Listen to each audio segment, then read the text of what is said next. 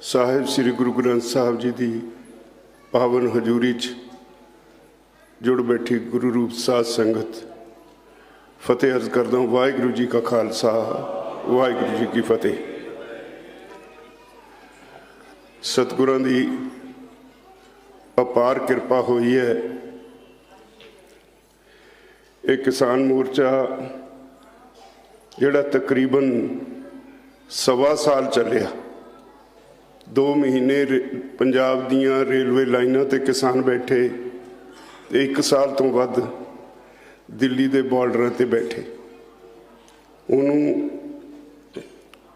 जे सच पुछो तो जो कुछ उत्थे वापरिया वो सारा सतगुरां दी रहनुमाई च ही वापरिया। असी जिन्हां नूं तुसीं मोर्चा चलाउण वाले आखदे हो, मैं समझदा साडी अकाल पुरख ने ड्यूटी लाई, मोर्चा सतगुरां ने ही चलाया। असी इन्नी समर्था नहीं सी रखते जिन्ना कुछ उत्थे मोर्चा तोड़न लई होया। पता नहीं सतगुरु किवें आप विच खलो के सानू बचाउंदे रहे। मोर्चे नूं नेपरे चाढ़न विच सतगुरां दी अपार कृपा ये सब तो वड्डी साडे ते बख्शिश सी।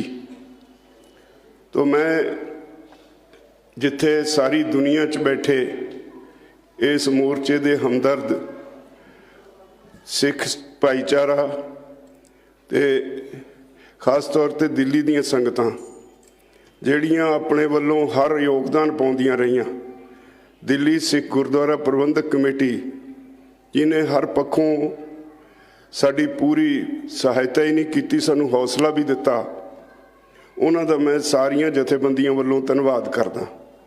मैं मुआफ़ी मंगदा सिख संगतां तो, दिल्ली दीयां संगतां तो। पूरा 1 साल साडे मोर्चे ते डटे रहन कारण तुहानू बहुत कष्ट सहना पिया, दिल्ली आउण लई बहुत मुश्किलों का सामना करना पिया। साडी मजबूरी सी, फिर भी दिल्ली दी संगत तो असी मोर्चे वालों मुआफ़ी मंगते हैं। मुआफ़ी मंगदा दिल्ली दे मोर्चों के बार्डर के नाल लगते पिंडां तो जिन्हां नूं पता नहीं किन्ने कष्ट झल्लने पे इस मोर्चे की वजह करके, और वाहिगुरू की कृपा रही उहदे बावजूद उन्होंने जो साडी सहायता की। हरियाणे दे उन्हां पिंडां विचों हर रोज़ दुध लस्सी ते पता नहीं की रसद दे विच वो लोग सानू लिया के सारे मोर्चे नूं प्रदान करते रहे। तो ये लई भी मेरे को शब्द नहीं कुछ कहण नूं। सारी दुनिया च बैठे लोग इस मोर्चे वल टिकटकी लाई बैठे सी ते हर तरह का जो कुछ किसी ते बन पाया इस मोर्चे लिए सब ने किया। विदेशों में बैठे लोगों ने जलूस कढ़े, हर रोज़ चौंकों में खड़ के झंडे दिखाते रहे, हर रोज़ साड़ी हर तरह नाल सहायता करते रहे, माइक सहायता भी करते रहे, ते कोई कसर बाकी नहीं किसी ने छड्डी। सतगुरां दी मेहर सी कि असी उहदे सदका अज इस सिद्ध करन विच सफल होए हां भई लोग वड्डे हुंदे ने, सरकारां नहीं। सरकारां जिहड़े साडे चुणे नुमाइंदे ने जदों लोकां दे मसलिਆਂ उत्ते अखां मीच लैण या ठीक ढंग नाल उहदा कोई हल ना लभण तां लोग इकट्ठे होकर हल लभ सकते हैं। इस मोर्चे ने सतगुरां ने ये सिद्ध कर दिता है। जदों संगत एक पासे हो जाए तो हर एक नूं झुकना ही पैंदा है।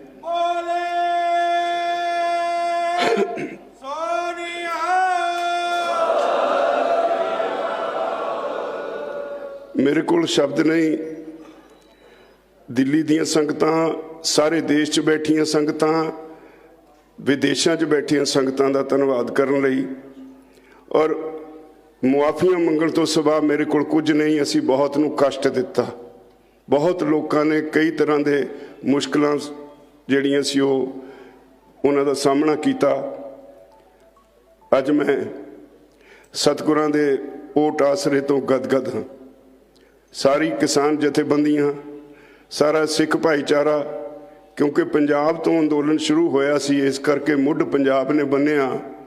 पंजाब ही ਇਹਦਾ ਧੁਰਾ ਬਣਿਆ ਰਿਹਾ ਤੇ ਸਾਡੇ ਨਾਲ ਹਰਿਆਣਾ ਜੁੜਿਆ, यूपी जुड़िया, राजस्थान जुड़िया, मध्य प्रदेश जुड़िया, देश के कोने कोने तो, बंगाल तो, तमिलनाडु तो, केरला तो जथे आके साडे नाल धरने च बैठते रहे।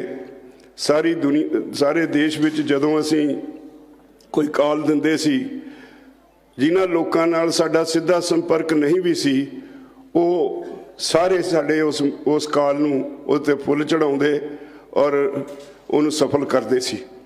ये विलखण मोर्चा सी।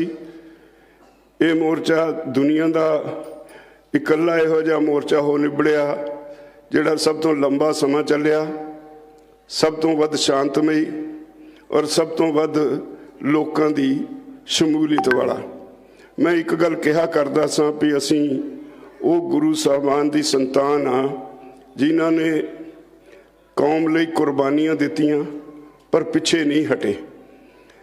साडी पंजाबियों की एक खासीयत है, जिहड़ी गल नूं असीं लै लईए तां उह तों पिछे मुड़ना साडा सुभाअ नहीं।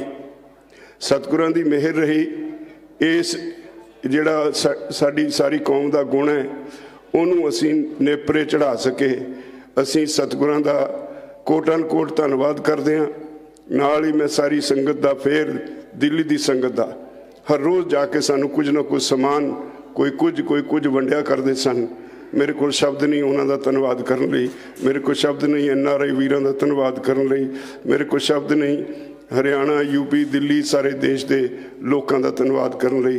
फिर एक बार सतगुरां दे चरणों च सीस नवाउंदा होया सारे संयुक्त किसान मोर्चे वालों तुहानूं फतेह बुलाउणा। वाहिगुरू जी का खालसा, वाहिगुरू जी की फतेह।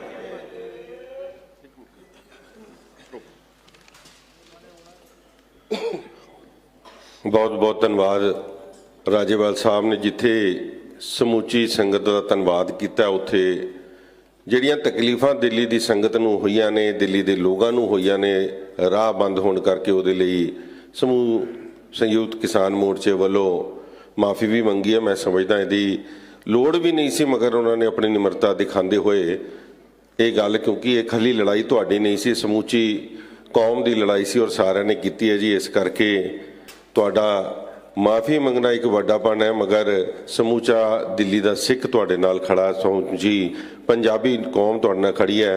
मैं बेनती करांगा दिल्ली सिख गुरुद्वारा प्रबंधक कमेटी की साबका सीनियर मीत प्रधान बीबी रंजीत कौर जी और सरदार अमरजीत सिंह जी पप्पू साडे जे ऑफिशिएटिंग प्रधान मीत प्रधान ने, उन्होंने भी मैं बेनती करांगा वो आन राजोवाल साहब का सत्कार करन। बीबी रंजीत कौर जी अते सरदार अमरजीत सिंह जी पप्पू जी।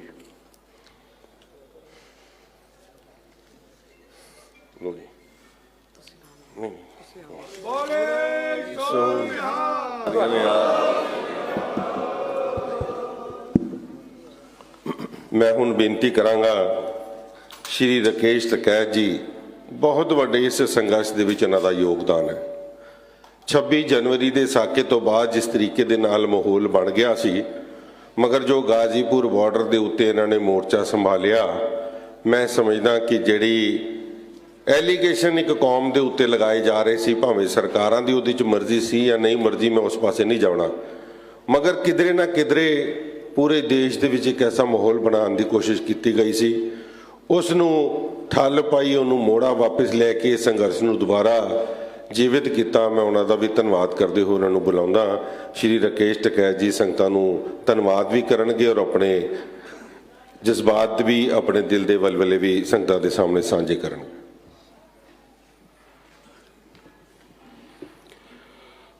एक बार फतेह बुलाएंगे। श्री वाहेगुरु जी की खालसा, वाहेगुरु जी का फतेह।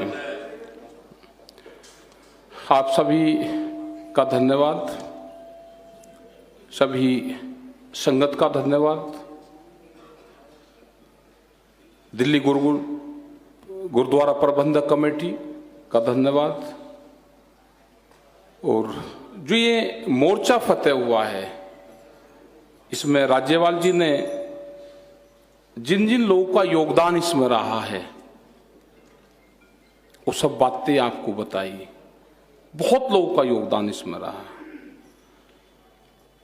हम अगर किसी मोर्चे पर जाकर देखेंगे तो वहां पे गुरुद्वारों के लंगरों का योगदान रहा, बाबों का योगदान रहा। किसी बीमार से पूछेंगे तो कहेगा कि मैं अस्पतालों का योगदान रहा, जिन्होंने वहां पे जो डॉक्टर वहां पे मोर्चे पे बैठे थे, मुझे उसका योगदान सबसे बड़ा लगा। अगर हम सफाई की बात करेंगे तो उन कर्मचारियों का योगदान सबसे बड़ा लगता है। उन लोगों का योगदान सबसे बड़ा लगता है कि जो अपने गांव, घर और खेत छोड़ के, जो हमारे किसान कभी दिल्ली नहीं आए और एक दिन के लिए आए और उनको एक साल यहां पर लगा। जब भी हम उन लोगों से देखते थे, उनके हाथ देखते थे, तो वे प्योर किसान थे जिनके हाथों में बुआइयां पटी हुई थी। हाथ मिलाते ही जो उनके हाथ छूते थे तो ये लगता था कि गांव से, खेत से लोग आए हैं। तो ये आंदोलन उनकी बदौलत चला है, जो गांव में रहते थे, जो प्रेस के कपड़ों से उनसे दूर रहते थे, जिन्होंने हमेशा सेवा की, सेवा भाव। यहां के जितने भी गुरुद्वारे हैं, क्योंकि गुरुद्वारों से संबंध, बहुत पुराना संबंध हमारा रहा है। हम अगर दिल्ली की बात करें तो पिछले 35 साल से जब भी यहाँ जंतर मंतर पे धरने देते हैं तो इन गुरुद्वारों से ही हमारा संबंध है। अगर हम उससे भी पुरानी बात करें तो करीब ये बिछड़ा हुआ परिवार जो करीब 300 साल बाद में मिला, इनसे संबंध रहा है। ये बिछड़ा हुआ परिवार था। बहुत लोग पूछते हैं कि आपको इस आंदोलन से क्या मिला। जो मिला वो एहसास मिला, वो अनुभव मिला, वो बिछड़े हुए परिवार मिले, जो करीब 300 से 400 साल पहले हम इकट्ठे रहते थे। किसी भाषा के बाद में हम बिछड़ते चले गए, पार्टीशन के बाद में हम बिछड़ते चले गए, और जब अंग्रेजी हुकूमत आई तो 100 साल तक इन खाप पंचायतों पर इस पर बैन रहा, उससे बिछड़ते चले गए। लेकिन बड़े टिकैत साहब हमेशा कहते थे कि जिस दिन पंजाब इकट्ठा जुड़ जाएगा, हरियाणा उसके साथ आ जाएगा, और दिल्ली के चारों तरफ का जो 300 किलोमीटर का क्षेत्र है, 400 का, ये जुड़ जाएगा, ये पूरे हिंदुस्तान के किसानों के भाग्य का फैसला करेगा। वो दिन आया, उनके टाइम पे तो नहीं आया, लेकिन आया, और सारी पंजाब की जत्थेबंदी जुड़ी, गुरुद्वारों का, बाबू का आशीर्वाद रहा, और इकट्ठे होकर वहां से एक नारा लेके, गुरुद्वारों का आशीर्वाद लेके हम दिल्ली के मोर्चों की तरफ आए। और जब भी जत्थेबंदियों से मीटिंगें होती थी, सबका एक ही मत था, ये गांव में रहने वाले बच्चे का भी मत था कि बगैर जीते घर वापसी नहीं आना। एक ही नारा बुलंद हुआ। एक साल ही बाद से ही, लेकिन एक साल में बहुत ऊंचाइयों पे जो किसान संयुक्त मोर्चा बना, बहुत ऊंचाइयों पे गया, अपनी बातें मानी, और इसमें बहुत लोगों का सहयोग इसमें रहा, चाहे वो विदेश में बैठे हुए हमारे लोग हो। हमारे ऊपर एलिगेशन बहुत लगे, उन सबको झेला, लेकिन हम सभी लोगों ने अपने धैर्य को नहीं खोया। हमको सबको पता था कि ये जो प्रोग्राम हो रहा है, इसमें जो आशीर्वाद है, ये गुरु परंपराओं को मानने वाले लोगों का प्रोग्राम है, और इसमें जीत गुरु विचारधाराओं के लोगों की होगी। जय श्री अकाल। और आप देखोगे भी, सरकारों को भी गुरु के शरण में जाना पड़ा। जब जब भी उन्होंने जो घोषणाएं सरकारों ने करी, वे गुरु के पर्व हुए तो उस पर घोषणा करने की कोशिश करी, गुरु परंपरा को टच करने की कोशिश करी। अभी भी प्रेस के लोगों से जब बातचीत हुई 8 तारीख में सुबह ही, पूरा फैसले कंप्लीट थे। सब लोगों को यह था कि आज फैसला हो जाएगा, लेकिन हमने कहा, उन्होंने पूछा कि आज फैसला, मैं कहा आज तारीख 8 है, आज नहीं होगा। तो उसने कहा कि फिर, मैं कहा आज नहीं होगा, लेकिन जैसे ही तारीख 9 आई, क्योंकि 9 का अंक गुरु का होता है और वो पूर्ण होता है अपने आप में, और 9 तारीख को जो कल का दिन गया है, पूरे देश की धरती ने पुकारा कि आज समापन होगा। ये सुबह से ही आभास हो गया था सबको। हमारी जितने जत्थेबंदी थी और गांव से भी जो आवाज थी, उन्होंने कहा कि आज पूर्ण हो गया, आज मोर्चे की फतेह होगी है, और आज सब पूर्ण काम आप लोगों का होगा। और वो हुआ भी। जैसे ही वहां पे गए, सभी वहां पे लोग थे और एक ही सुर में, एक ही धौरी में जो हमारी डिमांड थी वो सरकारों ने मानी, और जो आंदोलन संघर्ष से समाधान की तरफ जा रहा था उसका समाधान हुआ, एक अच्छे उससे उसका समापन हुआ।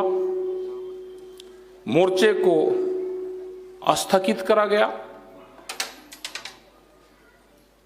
और सब लोग एक पूर्ण से, आज एक दुखद घटना हुई, उसके लिए आज किसी लोगों ने कोई उत्सव और वो नहीं मनाया। उन्होंने कहा कि दरबार साहब जाएंगे, माथा टेकेंगे, यहाँ पे आज आए, और कल के बाद में जो 11 तारीख शुरू होगी, अपनी वहां पे अरदास करेंगे, लंगर प्रसादा लेंगे, और उसके बाद में वहां से सब लोग अपना 11 तारीख को जाना शुरू करेंगे। तो कल की तैयारी है। हम वाहेगुरु से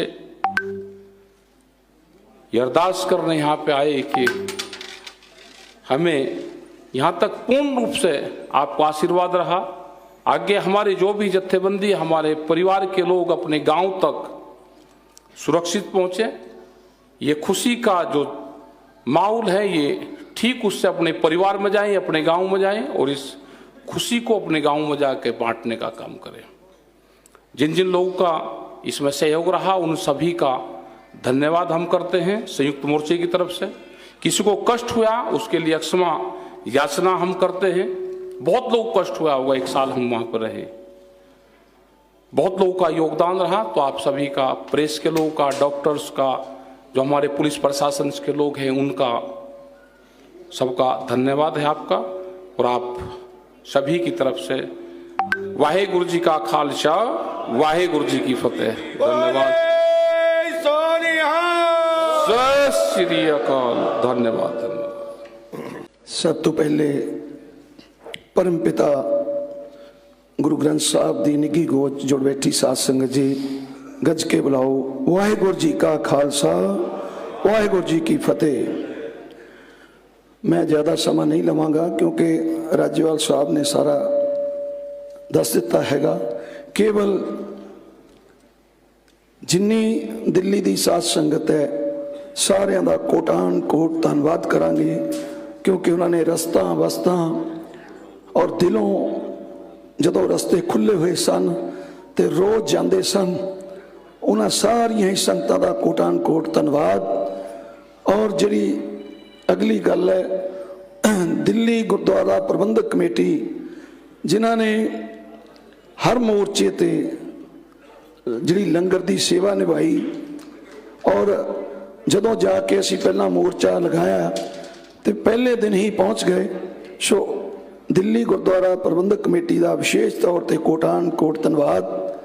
और सारे ही संयुक्त मोर्चे वालों पूर्ण जिन्नियां संगतां दिलों जुड़िया रही देशों विदेशों चों, और खासकर जी सिख संगत है उन्होंने भावनावां जुड़िया हुई सन दिल तो। सो सारियां दा ही कोटान कोट धन्यवाद। और गुरु महाराज गुरु ग्रंथ साहब जी का सर झुका के आशीर्वाद बनया रहा, उन्होंने भी सर झुका के कोटान कोटान धन्यवाद करते हैं। इन्नियां की बेनतियां करांगा क्योंकि बड़े लीडर पहला बोल गए सन, मैं तो हाजरी इन्नी के लवानी। सो लास्ट दे विच खिमा दा जज खोवांगा। वाहेगुरु जी का खालसा, वाहेगुरु जी की फतेह।